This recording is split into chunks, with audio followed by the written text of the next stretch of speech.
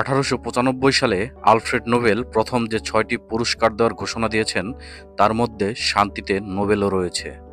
মানবজাতির জন্য সবচেয়ে উপকারী কিংবা কল্যাণকর কাজের স্বীকৃতি হিসাবে দেওয়া হয় শান্তিতে নোবেল। কিন্তু এ পদক অন্য 5টি ক্যাটাগরির চেয়ে অনেক বেশি বিতর্ক তৈরি করেছে বিভিন্ন সময়ে। দর্শক, আমাদের আজকের ভিডিওতে আপনাদের জানাবো শান্তিতে নোবেল পেয়েও যারা হয়েছেন বিতর্কিত এবং কী কারণে বিতর্কিত সে সম্পর্কে। আমাদের চ্যানেল আপনি নতুন হয়ে থাকলে অনুরোধ করব সাবস্ক্রাইব করে পাশে থাকুন। এ তালিকায় প্রথমে আছেন যুক্তরাষ্ট্রের সাবেক প্রেসিডেন্ট বারাক ওবামা। 2009 সালে বারাক ওবামা নোবেল শান্তি পুরস্কার পেয়েছেন। ওবামা নোবেল পাওয়ার ধাক্কা খেয়েছিলেন অনেকেই। তাদের মধ্যে ছিলেন স্বয়ং নোবেল বিজয়ী ওবামা নিজেও। ওবামা এমনকি 2020 সালে নিজের স্মৃতিকথায় এ ঘোষণায় প্রথম প্রতিক্রিয়া হিসেবে লিখেছেন কিসের জন্য এই নোবেল। তখন তার ক্ষমতায় আসার মাত্র 9 মাস বাকি ছিল এবং সমালোচকরা তাকে মনোনয়নের সিদ্ধান্তকে অপরিপক্ক হিসেবে আখ্যায়িত করেছিলেন। সত্যি কথা বলতে ওবামার শপথ নেওয়ার 12 দিনের মধ্যেই পুরস্কারের জন্য নাম জমা দেওয়ার সময় উত্তীর্ণ হয়ে গিয়েছিল।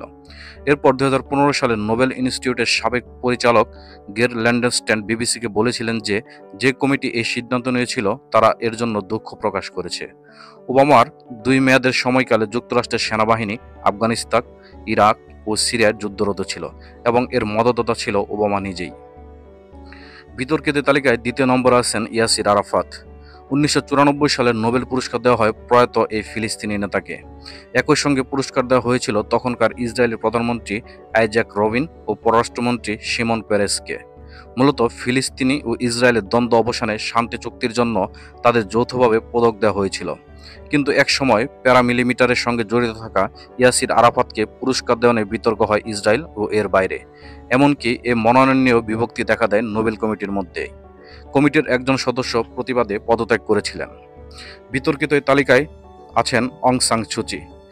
মিয়ানমারের এই রাজনৈতিক দেশটির সামরিক জান্তার বিরুদ্ধে অহিংস আন্দোলনের জন্য 1991 সালে নোবেল পান।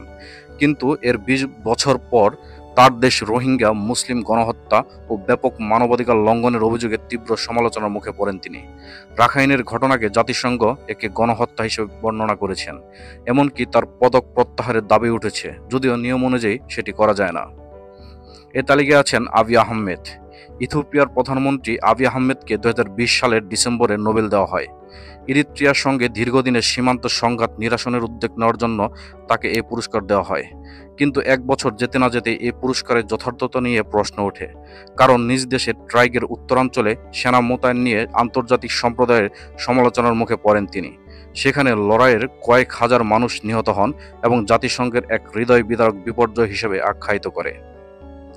এ তালিকায় আছেন ওয়াঙ্গির মাথাই।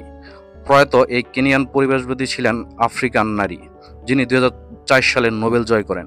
কিন্তু তার বিজয় নিয়ে ব্যাপক প্রশ্ন ওঠে যখন HIV ও এইডস নিয়ে তার একটি মন্তব্য সামনে চলে আসে। ওয়াঙ্গির মাথায় বলেছিলেন HIV ভাইরাস জীবাণু অস্ত্র হিসাবে কৃত্রিমভাবে তৈরি করা হয়েছে, যার লক্ষ্য ছিল কৃষ্ণাঙ্গদের শেষ করা। তার দাবির সপক্ষে কোনো বৈজ্ঞানিক ভিত্তি ছিল না, যার কারণে তিনি সমালোচিত হয়েছিলেন। এ তালিকায় আছেন হেনরি কিসিঞ্জার। 1973 সালে নোবেল পান যুক্তরাষ্ট্রের তখনকার পররাষ্ট্র হেনরি কিসিঞ্জার। কিন্তু কম্বোডিয়ার বোমাবর্ষণ, দক্ষিণ আমেরিকায় সামরিক শাসনকে সমর্থন সহ যুক্তরাষ্ট্রের পররাষ্ট্রনীতির ইতিহাসে সবচেয়ে বিতর্কিত অধ্যায়ের সঙ্গে জড়িত থাকা কিসিঞ্জারকে এই পুরস্কার দেওয়ায় অনেকে চোখ কপালে ওঠে। প্রতিবাদে পদত্যাগ করেছিলেন নোবেল কমিটির 2 জন সদস্য। নিউ ইয়র্ক টাইমস পুরস্কারটিকে আখ্যায়িত করেছিলেন নোবেল ওয়ার প্রাইজ হিসাবে। দর্শক, আজকে এ পর্যন্তই। ভিডিওটি ভালো লাগলে লাইক ও কমেন্ট করতে ভুলবেন না। আর পরবর্তী ভিডিও সবার আগে পেতে আমাদের চ্যানেলটি সাবস্ক্রাইব করবেন। সবাই ভালো থাকবেন, সুস্থ থাকবেন। ধন্যবাদ সবাইকে।